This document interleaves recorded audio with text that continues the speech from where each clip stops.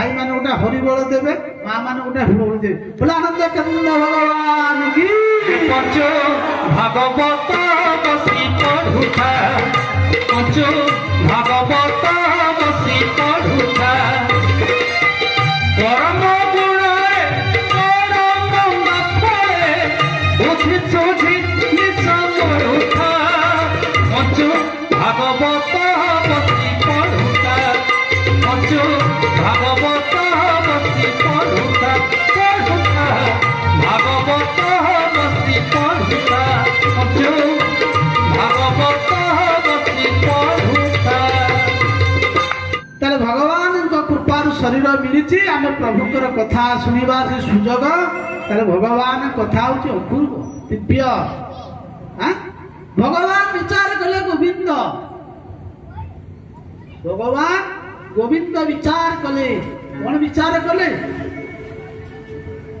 कहले आदि दशम स्कंदर रासपुंज अध्याय कथा भगवान पिता रात्रि शारदो फुल्ल मल्लिका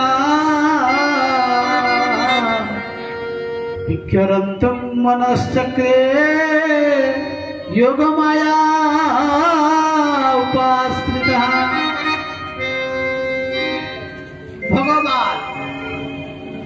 भगवान क्या कहते आम प्रति जगार कहचे भगवान आजिकल गोटे फैशन हो गला आज केते भगवान सब भावे अरे जहाँ को पाइले ताकू भगवान कर भगवान गोटे भगवान 10टा नुह जहाँ को देखिले ताकू भगवान कर झाड़देला फुकीदेला से भगवान तू भागवत रे भगवान कहा कह जाए भव शब्दर अर्थात ऐश्वर्य 6टा जिनिस जहाँ पाखे था भगवान बोले ऐश्वर्य समग्रस्य वीर्यस्य ऐश्वर्य जहाँ पाखे था ये भगवान ये शक्तिशाली समग्र से भगवान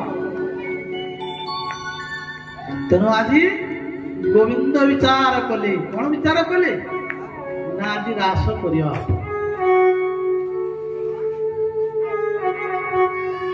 भगवान पिता रात्रि का रात्रि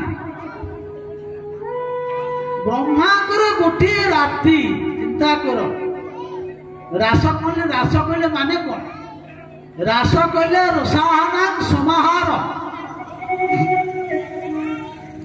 ये संसार जिते रस अच्छी जहाँ को ठारू ये समस्त रस उत्पत्ति से रसराज से गोविंद आज विचार कर कौन विचार कर ना गोपकुमारी मान को जो प्रतिज्ञा करथिले केबे प्रतिज्ञा करथिले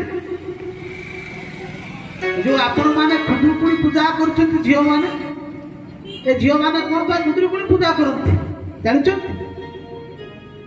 अरे जो झियो माने कुमारी माने जो खुदुकुड़ी ओसावा मंगळा कर पूजा करछंती ना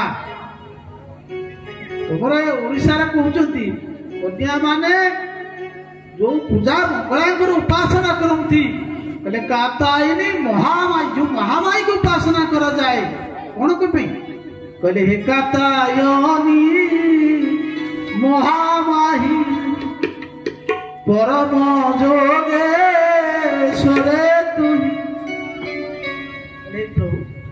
हे अंबिके आमर एकमात्र किए दरकार कृष्ण पाइबा अर्थात कन्या माने जो पूजा करती उत्तम पति पाया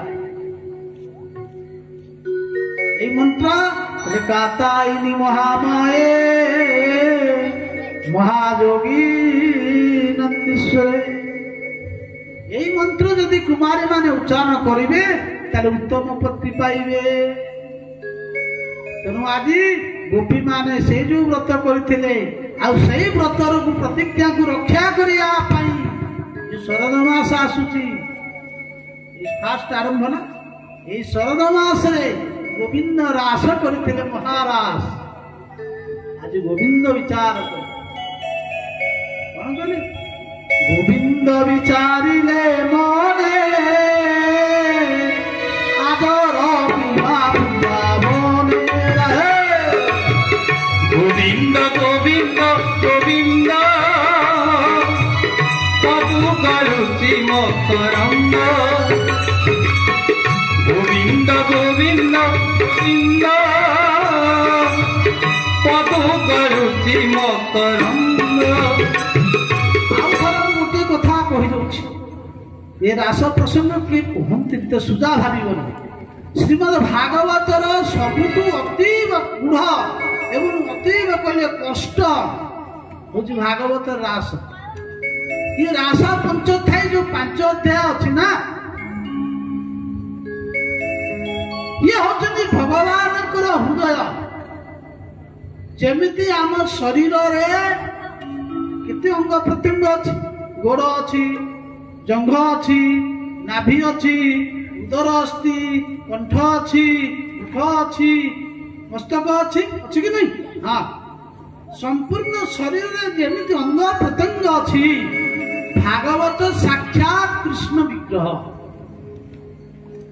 ସ୍ୱୟଂ କୃଷ୍ଣ ବିଗ୍ରହରେ ଯୋଉ ବିଷୟରେ ରାସ ପଞ୍ଚଅଧ୍ୟାୟ ଯୋଉ ଦଶମ ସ୍କନ୍ଦ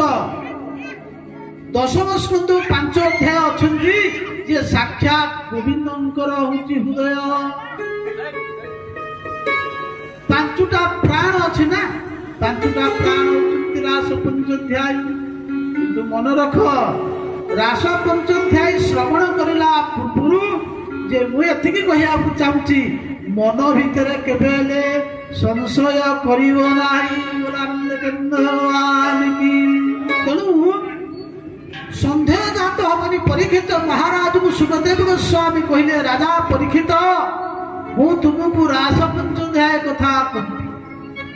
ଆଜି ଗୋବିନ୍ଦ ବିଚାର କଲେ, ଗୋବିନ୍ଦ ବିଚାରିଲେ ମନେ ଆଦର ବୃନ୍ଦାବନେ। গোবিন্দ গোবিন্দ গোবিন্দ প্রভু করুচি মকরন্দ গোবিন্দ গোবিন্দ গোবিন্দ প্রভু করুচি মকরন্দ। ଗୋବିନ୍ଦ ବିଚାର କଲେ। ପରୀକ୍ଷିତ ମହାରାଜ ସୁଖଦେବ ଗୋସ୍ୱାମୀ କହୁଛନ୍ତି, ରାଜା ପରୀକ୍ଷିତ, ହେଲେ ଭଗବାନ ପିତା ରାତ୍ରି ଶରଦ ଫୁଲ୍ଲ ମଲ୍ଲିକା ବିକ୍ଷରନ୍ତୁ ମନଶ୍ଚକ୍ରେ ଯୋଗମୟା ଉପାତ୍ରିତା। ରାସରେ କହିଲେ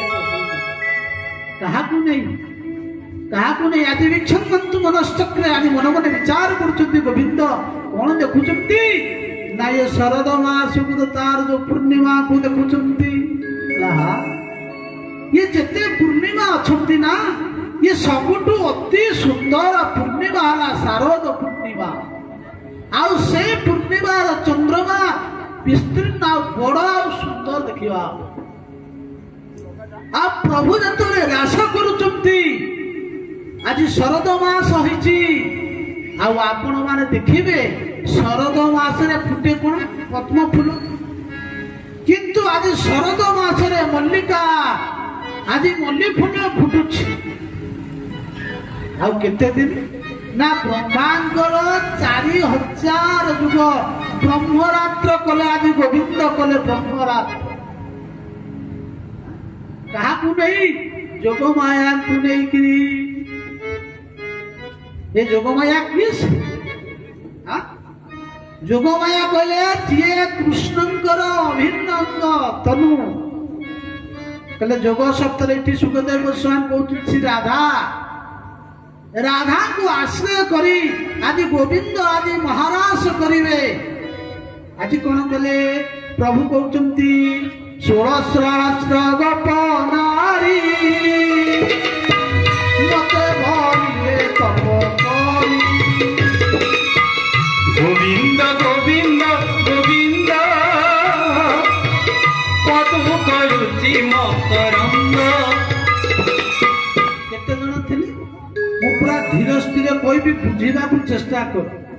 ଆଲତୁ ଫାଲତୁ କହିଲେ କିଛି ଗୋଟା ଜିନିଷ ଜାଣ ରାସ କଣ ଧୈର୍ଯ୍ୟ ଧରି ଯଦି ଶୁଣିବ ରାସ ବିଷୟରେ ଜାଣିବ।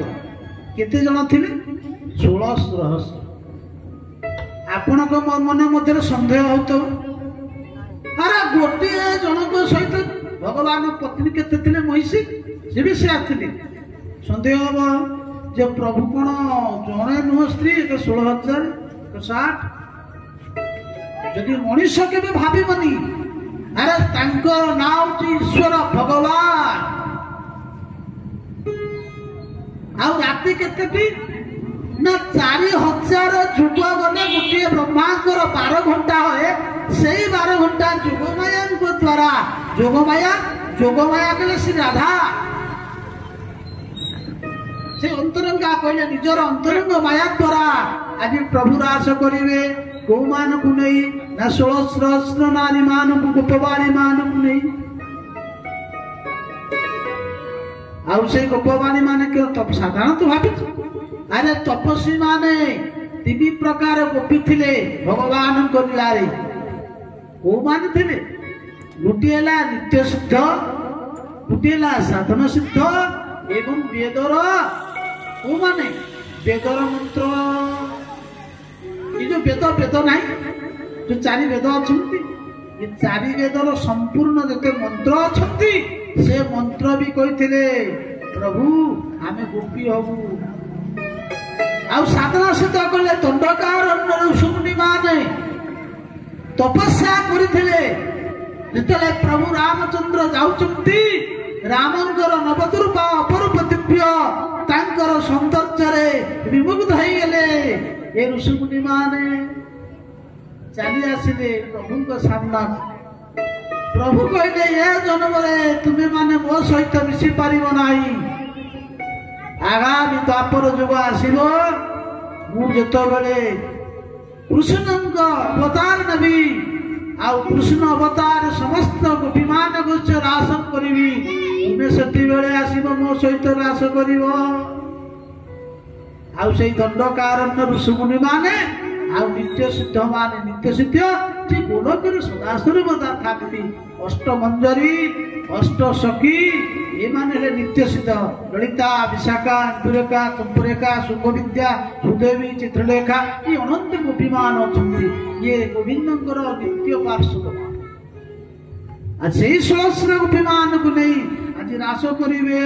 ପ୍ରଭୁ କହିବେ ମୋର ସେ ମତେ କଣ ନା ତପସ୍ୟା କରିଛନ୍ତି ଜଳରେ ସ୍ନାନ କରି ଶରଦ ମାସରେ କୋଉଠି ହେମନ୍ତେ ପ୍ରଥମ ମାସି ଏ ଯୋଉ ହେମନ୍ତ ମାସ ନା ହେମନ୍ତରେ ପ୍ରଥମ ମାସରେ ଗୋପୀ ମାନେ କଣ କରନ୍ତି?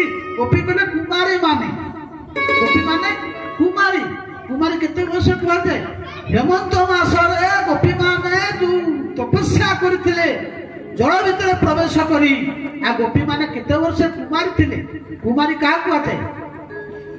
କୁମାରୀ କାହାକୁ କୁହାଯାଏ? ତାଙ୍କର ବୟସ କେତେ ବର୍ଷ କୁମାରୀ ବୟସ? ଆରେ ତାକୁ ଯେତେବେଳେ ହେଇଯାଏ 12 ବର୍ଷ ପର୍ଯ୍ୟନ୍ତ କୌଣସି କନ୍ୟା କିମ୍ବା ପୁତ୍ରକୁ କୁମାରୀ କୁହାଯାଏ। ଏ ଗୋପୀ ମାନଙ୍କର ବୟସ ଥିଲା କେତେ ନା 7 ବର୍ଷ। ଏ କୁମାରୀ ମାନେ ଯାଇଥିଲେ ଅର୍ଥାତ୍ କୁମାରୀ ଶବ୍ଦର ଅର୍ଥାତ୍ କୃଶ୍ଚିତ ମାରଂ ନାସ୍ତି ଯତ୍ର କୁମାର। ମାର ମାନେ କଣ ଜାଣିଛନ୍ତି? ମାର ମାନେ କନ୍ଦର୍ପ। କନ୍ଦର୍ପ କହିଲେ କାମଦେବ। କାମଦେବ ଯାହା ଭିତରେ ଥାନ୍ତି ତାକୁ କୁହାଯାଏ କୁମାର। ନଥାନ୍ତି କୁମାର କୃଶ୍ଚିତ ମାର। ମାର ଯୋଉଠି ନଥାନ୍ତି ତାକୁ କୁହାଯାଏ କୁମାର। ତେଣୁ କୁମାର କହିଲେ ଛୋଟ ପିଲାଙ୍କ ମାନଙ୍କ ମଧ୍ୟରେ କଣ କାମ ଅଛନ୍ତି? ଏଟା କାମନା ନାହାନ୍ତି। ତେଣୁ ସେଇ କୁମାରୀ କନ୍ୟା ମାନେ ଯାଇଥିଲେ ଜଳ ଭିତରେ ସ୍ନାନ କରି ମନ୍ତ୍ର ଜପ କରୁଥିଲେ। ଆଉ ମନ୍ତ୍ର ଜପ କରି କହୁଥିଲେ କଣ? କହୁଥିଲେ ହେ ଅମ୍ବିକା ହେ ମା ଦେବୀ ପାର୍ବତୀ ଆମକୁ କଣ ନା କୃଷ୍ଣ ପତି ରୂପରେ ପ୍ରାପ୍ତ ହେଉ। ଏଇ ତାଙ୍କର ବର ଥିଲା। ଆଜି ଗୋବିନ୍ଦ କହୁଛନ୍ତି ମୁଁ ତାଙ୍କ ପୁରାଇବି ଆସ ସେ ବଡ଼ ଭଗତ ବିଶ୍ୱାସ। ଗୋବିନ୍ଦ ଗୋବିନ୍ଦ ଗୋବିନ୍ଦ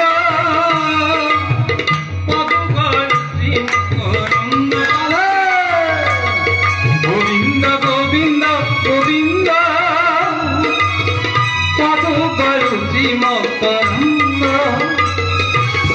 ହଉଛନ୍ତି ପ୍ରିୟା ମୁଁ ସେ ମୋର ଭଗତ। ମୁଁ ତାଙ୍କର ପ୍ରତିଜ୍ଞା କରିଛି। କଣ ପ୍ରତିଜ୍ଞା? ମୁଁ ବେଣୀ ଛୁଆଇଛି, ମୋ ଏ ବଂଶୀ ଛୁଆଇକିରି କହିଛି ଏ ଗୋପୀ ମାନେ ମୁଁ ତୁମକୁ ପ୍ରତିଜ୍ଞା କରି କହୁଛି ତୁମେ ସେଇ ଶାରଦ ମାସରେ ମୋ ସହିତ ମିଳନ ହବ। ସେଥିପାଇଁ କହୁଛନ୍ତି ଅନେକ ଜନ୍ମ ତପ କରି ଏବେ ହୋଇଲେ ଗୋପନାରୀ। ଗୋବିନ୍ଦ ଗୋବିନ୍ଦ ଗୋବିନ୍ଦ ପଦୁକଳୁଚି ମକରନ୍ଦ। ଗୋଟିଏ ଜନ୍ମ ନୁହେଁ କେତେ କେତେ ଜନ୍ମ ଯାଇଛି ଗୋପୀ ହବା ପାଇଁ। ଭଗବାନ ଶଙ୍କର ପହଞ୍ଚିଗଲେ ରାସରେ ଗୋପୀ ହବା ପାଇଁ ଜଗିଦେଲେ। କିଏ ସେ ନା ସଖୀ ମାନେ କହିଲେ ବାବା କୁଆଡେ ଆସିଛ? କହିଲେ ମୁଁ ରାସରେ ଟିକେ ଯୋଗ ଦେବି। କହିଲେ ଇଏ ଦାଢି ଛାଡିକିରି ଇଏ ତ୍ରିଶୂଳ ଧରିକିରି ଆସିଲେ ଚଳିବ ନାହିଁ ନା। ଆଚ୍ଛା ତାର ରାସରେ ମୁଁ କଣ କରିବି ନା ତୁମେ ଗୋପୀ ହେଲେ ଆସିବ ଏ ରାସ ମଣ୍ଡଳକୁ। କହିଲେ ଆଚ୍ଛା ଗୋପୀ ହବା କହିଲେ କଣ କରିବାକୁ ପଡିବ ନା ତୁମେ ଆମ ବାଗିଆ ଏମିତି ଲୁଗା ପିନ୍ଧିବ, ଷୋଡ଼ଶ ସିଙ୍ଗାର ହବ, ତାହେଲେ ଆସିଲେ ତୁମେ ମଣ୍ଡଳରେ ପ୍ରବେଶ କରିବ। ଭଗବାନ ଶଙ୍କର କଣ କଲେ? ଦୌଡ଼ି ଦୌଡ଼ି ଗଲେ। ଗୋପୀ ମାନେ ଯୋଉ କୃଷ୍ଣକୁ ପାଇବା ପାଇଁ କାନ୍ଦିଥିଲେ ଆଉ କାନ୍ଦି କାନ୍ଦିକିରି ତାଙ୍କ ଚକ୍ଷୁରୁ ଯୋଉ ଲୁହ ପଡିଥିଲା ସେଇ ସରୋବର ହେଇଯାଇଥିଲା ମାନସ ସରୋବର। ସେଇ ସରୋବରରେ ଭଗବାନ ହର ହର ମହାଦେବ ମହାଦେବ ସ୍ନାନ କରି ଗୋପୀ ହେଇଗଲେ। ଆଉ ଗୋପୀ ହେଇକିରି ଆସିକିରି ରାସରେ ପହଞ୍ଚିଲେ। ଚିନ୍ତା କରନ୍ତୁ ଜଣେ ଋଷି ବସିକିରି ତପସ୍ୟା କରୁଛନ୍ତି। ପଚାରିଲେ ତୁମେ କିଏ? ନା ମୁଁ ହଉଛି 9 ସିଦ୍ଧି ମାନଙ୍କ ମଧ୍ୟରେ ଜଣେ ସିଦ୍ଧି। କହିଲେ ଆରେ ତୁମେ ତ ନବସିଦ୍ଧି, ତୁମେ କାହାକୁ ତପସ୍ୟା କରୁଛ? କହିଲେ ମୁଁ ଗୋପୀ ହବା ପାଇଁ ତପସ୍ୟା କରୁଛି। ସେଥିପାଇଁ କହୁଛନ୍ତି ଯେ ଗୋପୀ ଛୋଟିଆ ଭାବିବନି, ଛୋଟ କଥା ନୁହଁ। ଗୋପୀ ଗୋପୀ ମାନେ କଣ? ଆରେ ଗୋ ମାନେ ଇନ୍ଦ୍ରିୟ ଆଉ ପି ମାନେ ଯିଏ ପିଅନ୍ତି। ଇନ୍ଦ୍ରିୟ କହିଲେ ଯିଏ ଜ୍ଞାନରେ ଭଗବାନଙ୍କର କୃଷ୍ଣଙ୍କର କଥାକୁ ଭର ଭର କରି ପିଇ ଯାଆନ୍ତି ସିଏ ହଉଛି ପ୍ରକୃତରେ ଗୋପୀ। ଭୋଳାନନ୍ଦ କନ୍ଦ ଭଗବାନ କି ଜୟ। ସେଥିପାଇଁ କହୁଛନ୍ତି ଅନେକ ଜନ୍ମ ତପ କରି ଏବେ ହୋଇଲେ ବ୍ରଜରାଣୀ। ଗୋବିନ୍ଦ ଗୋବିନ୍ଦ ଗୋବିନ୍ଦ ପଦୁକଳୁଚି ମକରନ୍ଦ। ଅନେକ ଜନ୍ମ ତପସ୍ୟା କରିଛନ୍ତି। ମୁଁ ଆଜି ତାଙ୍କର ମନସ୍କାମନା ପୂର୍ଣ୍ଣ କରିବି। ଆଜି ଭଗବାନ କଣ କଲେ ନା ଏତେ ବିଚାରିବ ନ ମାଇ ଘେରିଲେ ବିରହ ପୁରାଇ। ଗୋବିନ୍ଦ ଗୋବିନ୍ଦ ଗୋବିନ୍ଦ ପଦୁକଳୁଚି ମକରନ୍ଦ। ହେଲେ କଣ ତାଙ୍କର ଯୋଉ ବଂଶୀ ଅଛନ୍ତି ମୁରଲି ଜାଣିଛନ୍ତି ଯୋଉ ବଂଶୀରେ ସେ ବଦାନ ଗାନ କରନ୍ତି ଆଜି ବଂଶୀ ନେଇଗଲେ। କାହିଁକି? ବଂଶୀରେ ସେ ପ୍ରତିଜ୍ଞା କରିଛନ୍ତି ଗୋପୀ ମାନଙ୍କ ପାଖରେ ହେ ଗୋପୀ ମାନେ ମୁଁ ଏ ମୋର ମୁରଲି ବଂଶୀକୁ ମୁଁ ପ୍ରତିଜ୍ଞା କରି କହୁଛି ମୁଁ ତୁମକୁ ଡାକିବି। ଆଜି ବଂଶୀରେ ଡାକୁଛନ୍ତି। କହିଲେ ଜଗଉ କଳ ବାମ କିଷାନ। ଆଜି ଭଗବାନ ବଂଶୀ ନିଦାନ କରୁଛନ୍ତି। ହେଲେ ଆଜିର ବଂଶୀ ଟିକେ ଆଉ ଅଲଗା ପ୍ରକାର। ଭଗବାନ ବଂଶୀ ବଜାନ୍ତି। ଗୋଚାରଣ କଲା ବେଳେ ବଂଶୀ ବଜାନ୍ତି। ସଖା ମାନଙ୍କ ପାଖରେ ବସିକିରି ବଂଶୀ ବଜାନ୍ତି। ଭଗବାନ ଗୋବିନ୍ଦ ଯେତେବେଳେ ବଂଶୀ ବଜେଇ ଦିଅନ୍ତି ନା ଆରେ ଭଗବାନଙ୍କର ବଂଶୀ ଶୁଣରେ ଇଏ କହିଲେ ଯମୁନାର ଯୋଉ ଜଳ ପ୍ରଭାବିତ ହଉଛି ଆଉ ସେଇ ଯମୁନାର ଜଳ ଗୋବିନ୍ଦଙ୍କର ବଂଶୀ ଶୁଣରେ କହିଲେ କଣ ନା ବରଫ ହେଇଯାଉଛି। ଗୋବିନ୍ଦଙ୍କର ଏଇ ବଂଶୀ ଶୁଣରେ ଗୋବର୍ଦ୍ଧନର ଯୋଉ ଶିଳାମାନ ସବୁ ପାଣି ହେଇଯାଉଛି।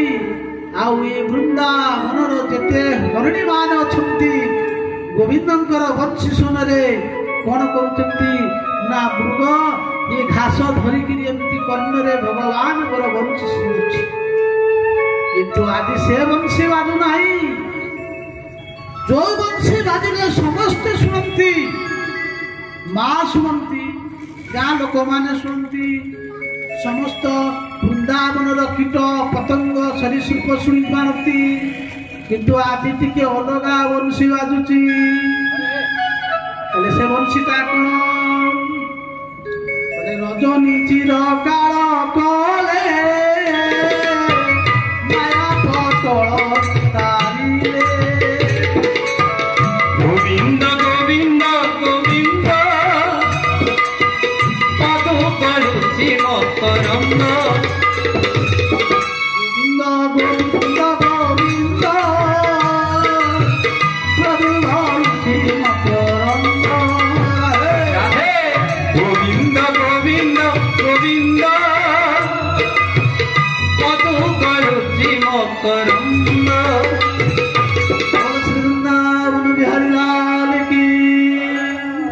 କହିଲେ ରଜନୀ ଚିର କାଳ କଲେ ମାନେ ବ୍ରହ୍ମାଙ୍କର ଗୋଟେ ଦିନ ଆମ ମାନଙ୍କର 4000 ଯୁଗରେ ଆଜି ହ୍ରାସ କରାଯିବ। ସମସ୍ତ ଜୀବମାନେ ଭଗବାନଙ୍କ ଯୋଗମାୟାରେ ଶୋଇ ପଇଲେ, କେହି ଜାଣି ନାହାନ୍ତି। ରଜନୀ ଚିର କାଳ କଲେ ମାୟା ପଟଳ ବିସ୍ତାରିଲେ। ଆଜି ଏମିତି ଯୋଗମାୟାଙ୍କ ଦ୍ୱାରା ମହାରାସ କଲେ ପ୍ରଭୁ। ସଚରାଚର ଜୀବମାନେ ଶୋଇ ପଡ଼ିଲେ, କେହି ଜାଣିପାଇଲେ ନାହିଁ।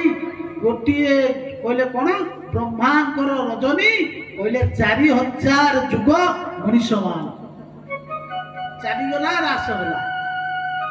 ଆଉ ଭଗବାନ ଯେତେବେଳେ ନିଃସଙ୍ଗ ଗୀତଂ ତଦନଙ୍ଗ ବର୍ଦ୍ଧନଂ ପଦସ୍ତ୍ରୀଂ ଆଜି ଗୋବିନ୍ଦ ବଂଶୀ ବାଦନ କରୁଛନ୍ତି। ଯେତେବେଳେ ବଜେଇ ଦେଇଛନ୍ତି ସର୍ବଂ ମନୋହର ଭୂତ। ହେ ରାଜା, ଆଜି ସର୍ବଂ ମନୋହର ନାହିଁ। ଆଜି ବଂଶୀଟା ଖାଲି ଗୋପୀମାନଙ୍କୁ ଶୁଭୁଛି, ଅନ୍ୟ କାହାକୁ ଆଜି ଶୁଭିଲା ନାହିଁ। ଯୋଉ ଗୋପୀମାନଙ୍କୁ ପ୍ରତିଜ୍ଞା କରିଥିଲେ ଯମୁନାରେ, ଆଜି ସେଇ ଗୋପୀମାନେ ସେଇ ଗୋପକୁମାରୀ ମାନଙ୍କୁ ଆଜି ଶୁଭିଲା। ଆଉ ଗୋପୀମାନଙ୍କୁ ଯେତେବେଳେ ଶୁଭିଛି, ଗୋପୀମାନେ ନିଜ ନିଜ କର୍ମରେ ଥିଲେ। ଯିଏ ଯୋଉ ପ୍ରକାର କର୍ମ କରୁଥିଲେ ଆଜି ସେମାନେ କଣ କରୁଛନ୍ତି ଛାଡ଼ିକି ଦୌଡ଼ି ଆସିବାକୁ ଲାଗିଲେ। ঘুঙ্গুর বান্ধিনি ঘাগরা পিন্ধিনি, ঘুঙ্গুর বান্ধিনি ঘাগরা পিন্ধিনি, বংশী ডাকিলা রাধা রাধা রাধা। লাগি রাধা কথা কথা সে রাধা, লাগি রাধা কথা কথা। ঘুঙ্গুর বান্ধিনি ঘাগরা পিন্ধিনি, ঘুঙ্গুর বান্ধিনি ঘাগরা পিন্ধিনি, বংশী ডাকিলা রাধা রাধা রাধা। লাগি রাধা কথা কথা সে রাধা, লাগি রাধা কথা কথা।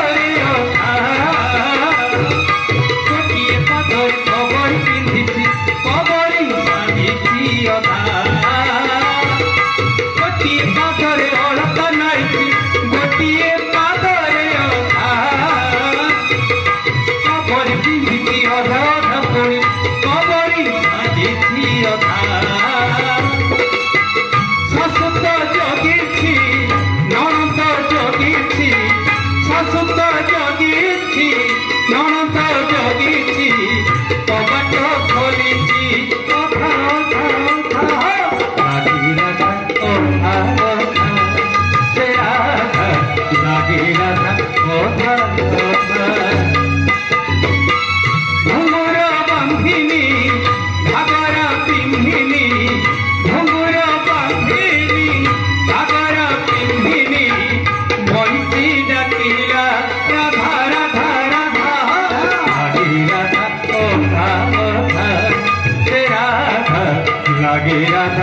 অধা অধা